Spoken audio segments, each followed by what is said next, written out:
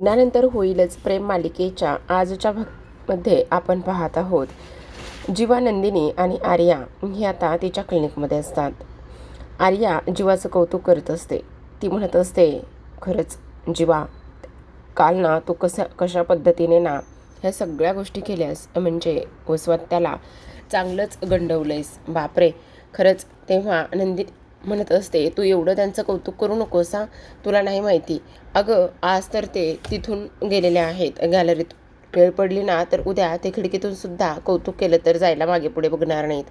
तेव्हा जीवा म्हणत असतो, हो, मी हे सुद्धा करू शकतो. आता लगेचच हे सगळं काही होत असताना आपण पाहतो की इथे जीवा तिच्याकडे पाहत असतो. तेव्हा आर्या म्हणत असते, बापरे, पण खरा मांडला तुझ्या त्या सगळ्या गोष्टीला, म्हणजे कमालच केली आहेस तू त्या सगळ्या गोष्टींची. तेव्हा नंदिनी म्हणत असते, हो, पण जीवा तू वेळ मारून नेलीस ना, त्यामुळे आता खरं पाहायला गेलं ना तर इथे हे सगळं खूपच छान पद्धतीत सुद्धा झालेलं आहे बरं का, असं सुद्धा आता इकडे तो बोलत असतो. आता हे सगळं काही बोलून झाल्यानंतर इथे सरोगेट मदरचा पुन्हा विचार आणि त्या गोष्टी इथे सुरू असतात. आता इकडे नंदिनी म्हणत असते, आपण आता सगळ्या फॉर्मॅलिटीज वगैरे पूर्ण करूया. म्हणजे त्याचं काय आहे ना, हे बघ, आता तू आमच्या बाळाची आई होणार आहेस ना, त्यामुळे तुझी हेल्थ आणि त्या सगळ्या गोष्टीबद्दल आपल्याला इथे चर्चा करावी लागेल आणि त्या सगळ्या गोष्टींचा इथे आता निष्कर्ष काढावा लागेल. किंवा तू ह्याने बॉडीने वगैरे, त्याचबरोबर मेंटली, त्याचबरोबर इथे तुझं हेल्थ वगैरे सगळं व्यवस्थित आहे ना, ह्या सगळ्या गोष्टी चेक करूया. म्हणजे तुझ्या ज्या काही रुटीन चेकअप वगैरे आहे ते सगळं करून घेऊया, असं इकडे ती बोलत असते. आता हे सगळं काही बोलून झाल्यानंतर आपण पाहतो इथे आर्या असते, त्याची तुम्हाला काही गरज नाही आहे. मी ऑलरेडी इकडे यायच्या अगोदरच, म्हणजे मला हॉस्पिटल जॉईन करायचं होतं आणि त्या अगोदरच मी सगळ्या काही टेस्ट वगैरे केलेल्या आहे. तुम्हाला काळजी वगैरे करण्याची काहीही गरज नाही, असं आता इथे ती बोलू लागलेली असते. आता हे सगळं काही बोलून झाल्यानंतर आपण पाहतो, आता तिचे रिपोर्ट्स वगैरे ह्या सगळ्या गोष्टी दाखवल्यानंतर इथे ही जी काही आर्या आहे ती म्हणत असते, त्यामुळे तुम्हाला काळजी वगैरे करण्याची काहीही गरज नाही, असं सुद्धा आता इथे ती बोलत असते. आणि हे सगळं काही बोलून झाल्यानंतर आता आपण पाहतो इथे दुसऱ्या बाजूला काव्या, त्याचबरोबर पार्थ हे आता दोघेही जण एका ठिकाणी जाऊन पोहोचलेले असतात, जे की त्यांचं पहिलं टार्गेट असतं. त्या लोकांना त्यांना भेटायचं असतं, त्याचबरोबर काही बाईट्स वगैरे जमा करायचे असतात. आणि तेव्हा हे सगळं काही होत असताना आता त्या रोडवरती कोणाकोणाचे संसार उद्ध्वस्त झाले आहेत आणि त्याचबरोबर इथे काय काय झालं आहे हे सगळं काही त्यांना करायचं असतं. आणि त्यामुळे ते त्या रोडवरती ज्यांचे अपघात झाले आहेत त्यांची यादी जमा करून तिथंपर्यंत ते जाऊन पोहोचलेले असतात. तर आता इकडे काव्या स्वतःची ओळख वगैरे करून देते आणि त्यानंतर त्यांच्याशी बोलून डिस्कस करून, त्याचबरोबर त्यांचे काही बाईट्स वगैरे कलेक्ट करून पार्थ आणि काव्या तिथून निघालेले असतात. आता ते तर तिथून निघतात. पण सगळ्यात महत्त्वाची गोष्ट म्हणजे इकडे दुसऱ्या बाजूला आता ही रिपोर्ट्स वगैरे ह्या सगळ्या गोष्टी नॉर्मल आहेत. पण आता इथे नंदिनी म्हणत असते, ह्या सगळ्या गोष्टी तर नॉर्मल आहेत, पण मग आता काय करायचं ते मला इथे कळतच नाही आहे ना. आणि तेव्हा हे सगळं काही होत असताना, अगं, ते सगळं काही ठीक आहे, पण एका गोष्टीचा इथे विचार करायला हवा ना. सगळ्यात महत्त्वाची म्हणजे की बघ, आता काही जरी झालं ना तरीसुद्धा इथे आपण हे जे काही आपण लिगली जी प्रोसेसर आहे ना, ती लिगली सगळी प्रोसेसर इथे करून घ्यायला हवी. म्हणजे काय होणार आहे ना, जर ती लिगली सगळी प्रोसेसर आपण करून घेतली ना तर मग सगळ्या गोष्टी व्यवस्थित होतील आणि त्याचबरोबर सगळं काही व्यवस्थित होणार आहे, असं सुद्धा आता इथे ती बोलत असते. आता म्हणजे मला नाही समजलं, म्हणजे त्याचं काय आहे ना की इथे बघ, आता जेव्हा तू बाळाला वगैरे जन्म देशील आणि बाळाला वगैरे जन्म दिल्याच्या नंतर ना तू ते बाळ आम्हालाच देशील आणि त्यानंतर तुझे विचार वगैरे ह्या सगळ्या कोणत्याही गोष्टी इथे बदलणार वगैरे नाही आहेत ना, त्यामुळे त्या दृष्टीने आम्ही हा विचार करत आहोत. आता आर्याला राग आलेला असतो. आर्याला राग आल्यानंतर आपण पाहतो की आता लगेच येथे मात्र ती उठून उभी राहते आणि त्या दोघांवरती चिडत असते आणि म्हणत असते, तुम्हा दोघांची हे सगळं काही बोलण्याची हिंमत कशी झाली? तुम्ही माझ्या बाबतीत हा विचार कसा काय करू शकता, तेच मला काही कळत नाही, असं सुद्धा आता इथे ती बोलत असते. आता हे सगळं काही बोलून झाल्यानंतर आपण पाहतो इथे लगेचच दुसऱ्या बाजूला मात्र एक बाई असते आणि ती बाई ह्या सगळ्या गोष्टीबद्दल इथे ह्या दोघांबरोबर शेअर करत असते. कशा पद्धतीने तिचा संसार आणि त्या सगळ्या गोष्टी इथे उद्ध्वस्त झाल्या आणि तिला काय काय करावं लागलेलं आहे, ह्या सगळ्या गोष्टी तिच्या इथे कशा कशा पद्धतीने झालेल्या आहेत, हे सगळं आता इकडे ती सांगायला सुरुवात करत असते. आणि हे सगळं काही सांगून झाल्यानंतर आता आपण पाहतो की इकडे दुसऱ्या बाजूला आर्या चिडत असते आणि म्हणत असते, तुमचा माझ्यावर विश्वास नाही आहे का? तुम्ही माझ्यासोबत ह्या पद्धतीने कसं काय वागू शकता, तेच मला काही कळत नाही. तुम्ही डोक्यावर वगैरे पडलेला आहात का? हे एक ना अनेक ती गोष्टी बोलत असते. तुमचा माझ्यावर विश्वास नाही नंदू, तू तर मला ना बोलूच नको. असं बोलल्यानंतर ह्या अण्णा थोडंसं टेन्शन आलेलं असतं की खरंच आता हिला राग आला की काय वगैरे वगैरे. आणि तेव्हा पाहतो तर काय, आर्या मात्र खळखळून हसायला लागते आणि म्हणत असते, त्याचं काय झालं आहे ना, मी तुमच्या सोबत ना हा प्रँक केलेला आहे आणि मी केलेला प्रँक तुम्हाला कसा वाटला, आवडला का, असं सुद्धा ती आता इथे बोलत असते. मग आता इथे तू असला कसला प्रँक केलास आणि का आणि कशामुळे प्रँक केला आहेस, ही गोष्ट तू आम्हाला सांगितली नाही आहेस, वेडी आहेस का तू? अरे तुम्ही दोघं वेडे आहात का? मी माझा निर्णय कसा बदलेल असं तुम्हाला वाटलं? मी माझा निर्णय कदापिही बदलणार नाही, ही गोष्ट तुमच्या लक्षात येते का? आणि मी फक्त तुमची मजा मस्करी करत होते. आता मला सांगा, मी तुमचं बाळ माझ्या पोटात वाढवणार आहे, त्यामुळे ते लिगली सगळं काही आपल्याला करून घ्यावंच लागणार आहे ना. त्यामुळे तुम्ही अजिबात काळजी करू नका आणि सगळं काही व्यवस्थित करून त्याचबरोबर मी तुम्हाला माझं बाळ, म्हणजे माझ्या पोटात वाढलेलं तुमचं बाळ मी नक्की तुम्हाला देईल, असं आर्या म्हणत असते. तर त्या प्रेक्षकांना खूप जास्त उचक्या लागतात, त्यामुळे त्या उचक्यांकडे दुर्लक्ष करा. असं म्हणाल की पाणी प्या, पण पाणीसुद्धा पिऊन झालेलं आहे. ठीक आहे, आता पुढे बघूयात. इथे जेव्हा हसत असतो त्यानंतर नंदिनीसुद्धा हसत असते आणि त्यानंतर मग आता ते दोघेही जण म्हणत असतात, नाही नाही ते तर आहेच, पण आता इथे आर्या म्हणत असते, मग आता इसी बात पे चायनीज खाना चाहिए ना, चायनीज तो होना चाहिए. पण मग आता इथे हे सगळं झाल्यानंतर नंदिनी म्हणत असते, अगं तू वेडी आहेस का? काय चाललंय काय तुझं? अगं तू एक डॉक्टर असताना असं चायनीज वगैरे स्ट्रीट फूड हे सगळं काही. तेव्हा ती म्हणत असते, इतना तो चलता है मेरे भाई, कोई कोई कुछ नहीं होता. तर त्या जीवा म्हणत असतो, मग फक्त चायनीजच का? त्यासाठी आणखी वेगळं काहीतरी माझ्याकडे प्लॅन आहे ना, असं म्हणून त्याला काहीतरी वेगळं खायचं असतं आणि ती गोष्ट तो सांगत असतो. तेव्हा मात्र आर्याला फार डबल आनंद झालेला असतं. मग आता चला आपण पटकन ताबडतोब खायला जाऊया, आता तुम्हाला माझ्या आत्तापासूनच लाड येथे पुरवावे लागणार बरं का. पण आता आर्या म्हणत असते, बापरे, पण आणखी एक गोष्ट, आता माझं पोट दिसायला लागेल, त्यानंतर मग घरातल्या सगळ्यांना कसं हँडल करायचं, काय करायचं, ह्यासुद्धा गोष्टी येतातच ना. मग आता नंदिनी म्हणत असते, त्या गोष्टीचा तू अजिबात तिथे टेन्शन आणि लोड घेऊ नकोस बरं का. त्यासाठी आमच्याकडे एक भन्नाट आयडियासुद्धा आहे.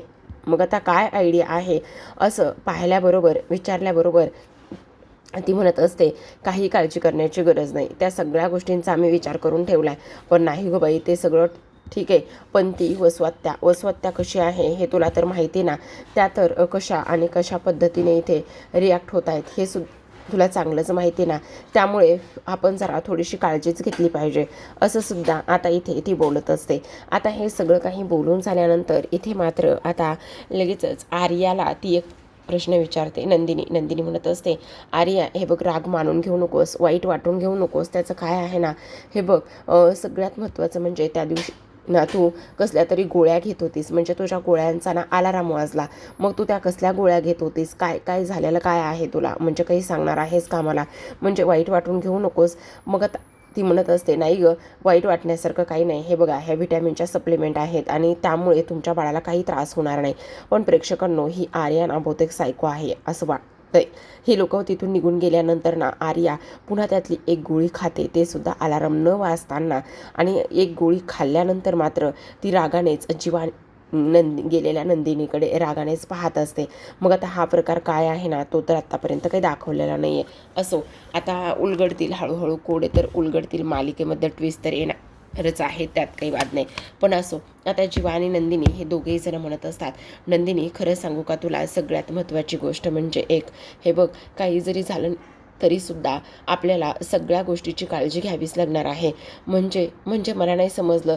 अगं पण आता बघ ना, ती जरी आपल्या बाळाला जन्म देणार असली तरीसुद्धा आपल्यालासुद्धा एक्स्ट्राची काळजी घ्यावी लागणार आहे. आणि तू आई आणि मी बाबासुद्धा होणार आहोत. ते घरीसुद्धा व्यवस्थित आपल्याला हँडल करता आलं पाहिजे, असंसुद्धा आता इकडे ती बोलत असते. त्याचबरोबर जीवा आणि नंदिनी हे सगळं काही बोलून झाल्यानंतर दोघेही जण हसायला लागत असतात. आणि जीवा मात्र आता इकडे तिला आधार देण्याचं सुद्धा काम आता इथे तो करत असतो.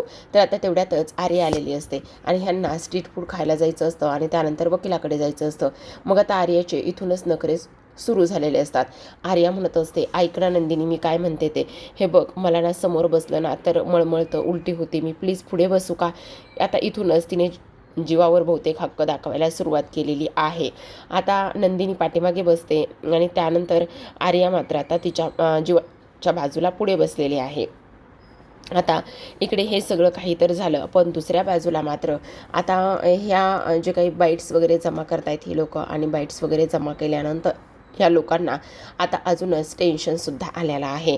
आता इकडे नंदिनी थोडंसं सुरुवातीला तिला वाईट वगैरे वाटतंय की ही आर्य जी आहे ना ती थोडीशी पुढे बसली आणि त्यामुळे तिला त्या गोष्टींचा थोडासा त्रास होतोय. पण असो, इकडे आता जेव्हा काव्या हे सगळं काही ऐकते ना तेव्हा काव्यालासुद्धा थोडासा धक्काच बसलेला असतो. काव्या विचार करू लागलेले असते की हे सगळं काही काय आहे. आणि त्याहूनही सगळ्यात महत्त्वाची गोष्ट म्हणजे की त्या IIP रोडवरती एवढ्या लोकांनी आपले जीव गमावलेत, एवढं सगळं काही ह्या सगळ्यांच्या बाबतीत झालेलं आहे.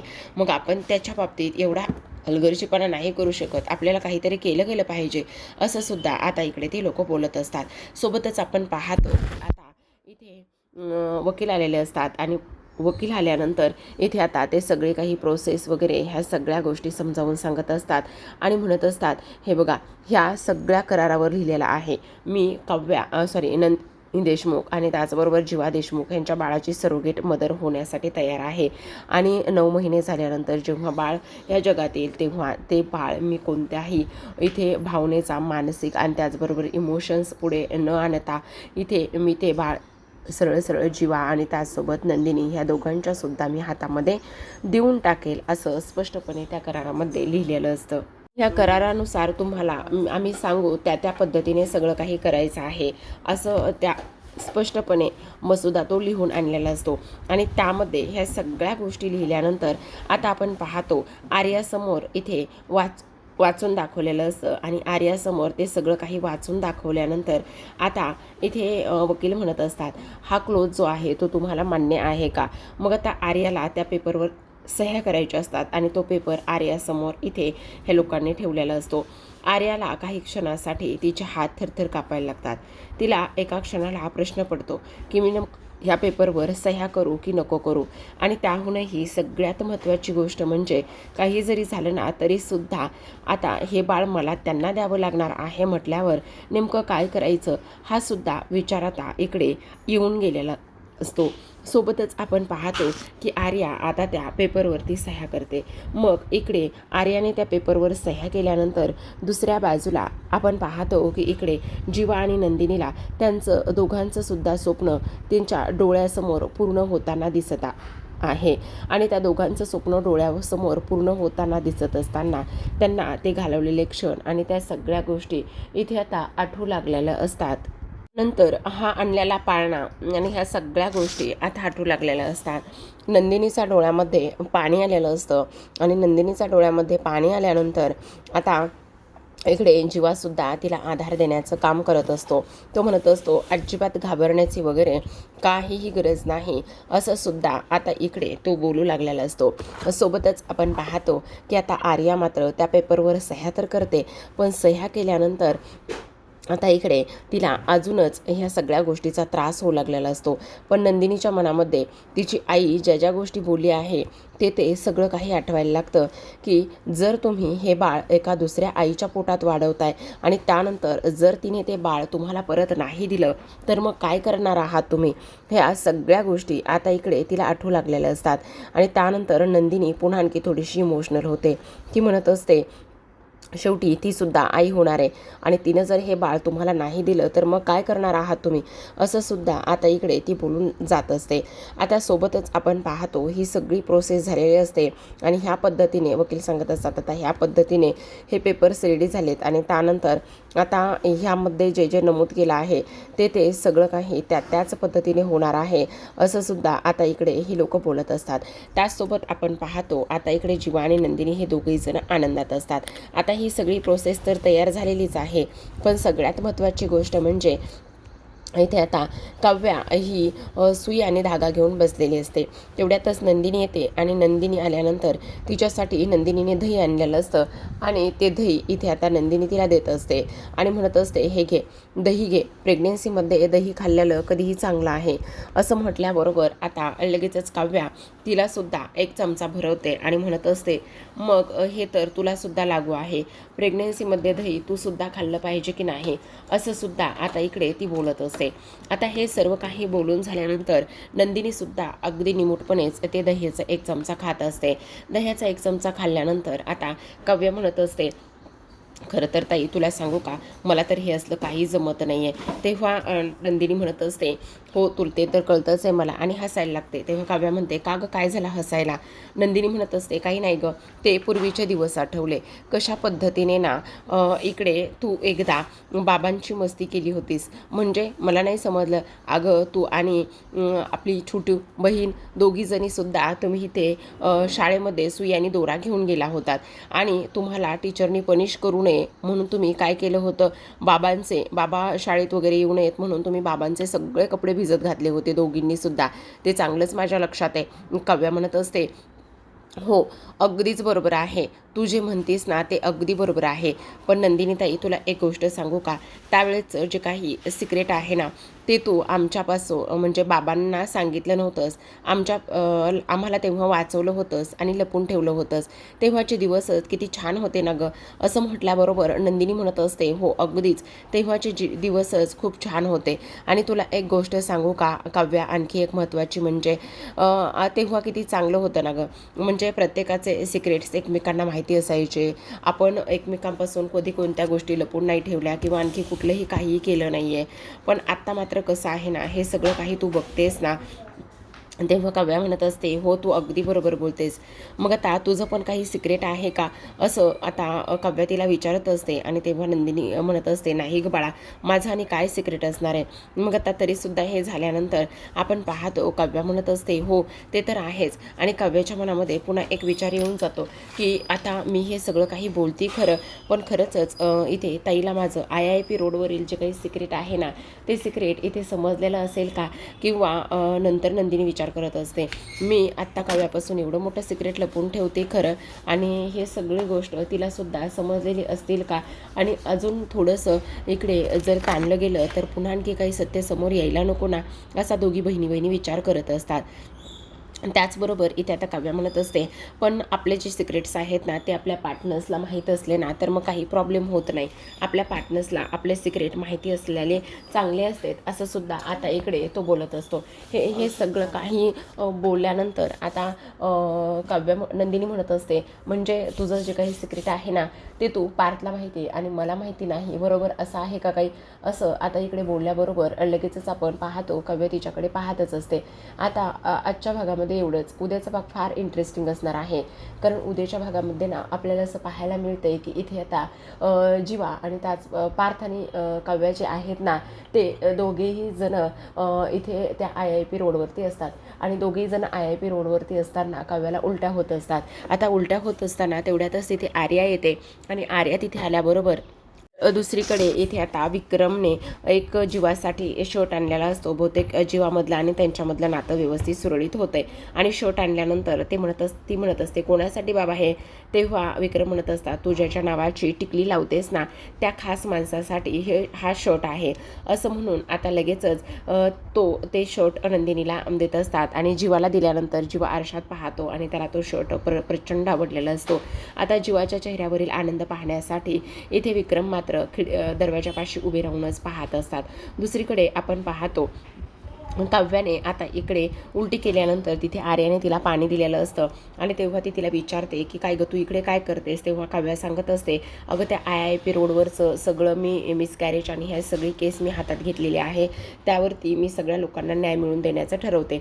मग आता आर्याला ती गोष्ट आठवते आणि आठवल्याबरोबर इथे आर्याच्या मनामध्ये विचार येतो मी ही गोष्ट जी आहे ना ती इथे काव्याला सांगू का नंदिनीच्या मिसकॅरेजबद्दल. तर आता तुम्हाला काय वाटतं, आर्या पोटात ठेवेल का सांगेल, बघूयात उद्याच्या भागात. तोपर्यंत धन्यवाद.